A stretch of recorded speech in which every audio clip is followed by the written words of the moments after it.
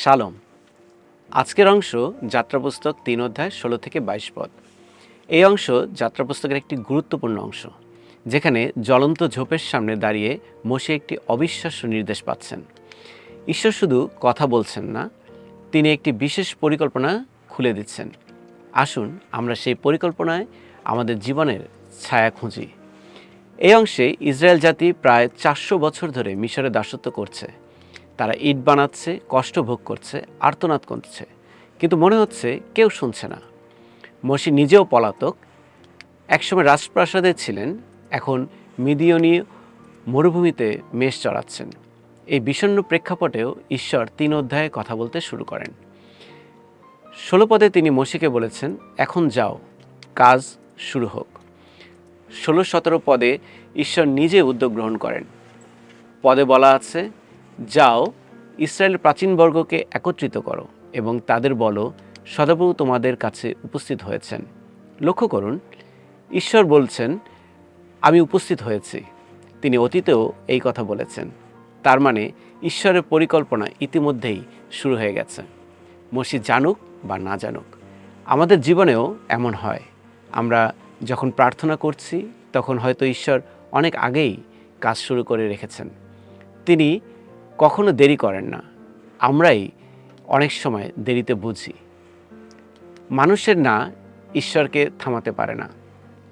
১৮-২০ পদে উল্লেখ আছে, আমি জানি মিশরের রাজা তোমাদের যেতে দেবে না, কিন্তু আমি হাত বাড়িয়ে মিশরকে আঘাত করব। ঈশ্বর ফরৌনের প্রতিরোধের কথা আগে থেকে জানতেন, তবু তিনি বলেছেন, আমি করব। ঈশ্বর কখনো বাধাকে তার সিদ্ধান্তের চেয়ে বড় মনে করেন না। আমাদের জীবনে কত মানুষ বলে, তুমি পারবে না, হবে না, এই পথ বন্ধ। কিন্তু ঈশ্বর যদি দরজা খোলেন, কোনো মানুষ তা বন্ধ করতে পারে না। প্রকাশিত বাক্য ৩ অধ্যায় ৭ পদে বলে, যিনি খোলেন তিনি বন্ধ করেন না। ২১-২২ পদে দেখি, উদ্ধারের পরেও আশীর্বাদ আছে। বাক্য বলে, আমি মিশরীয়দের দৃষ্টিতে এই জাতির প্রতি অনুগ্রহ দেখাবো এবং তোমরা শূন্য হাতে যাবে না।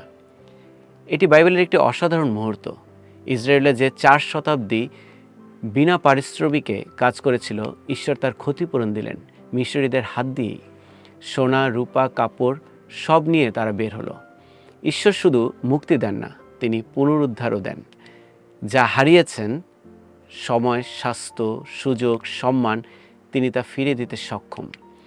জোয়েল তার ২ অধ্যায় ২৫ পদে বলে, পঙ্গপাল যা খেয়েছে আমি তা ফিরিয়ে দেব। আজকের অংশের জন্য ৩টি মূল সত্য উল্লেখ করতে চাই। ১, ঈশ্বরের বিলম্ব মানে ঈশ্বরের অমনোযোগিতা নয়। তিনি ৪০০ বছরেও ইসরায়েলকে ভোলেননি। ২, মানুষের বাধা ঈশ্বরের সীমানা নয়, তিনি পথ করেন যেখানে পথ নেই।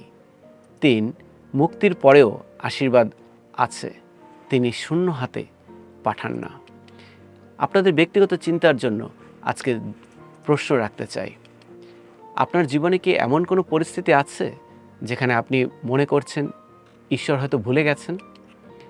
আজকের এই পদগুলি আপনাকে কি বলছে? আমরা চিন্তা করি এবং ঈশ্বরের পথে থাকি। ঈশ্বর আপনাদের প্রত্যেককে আশীর্বাদ দান করুন। আমেন।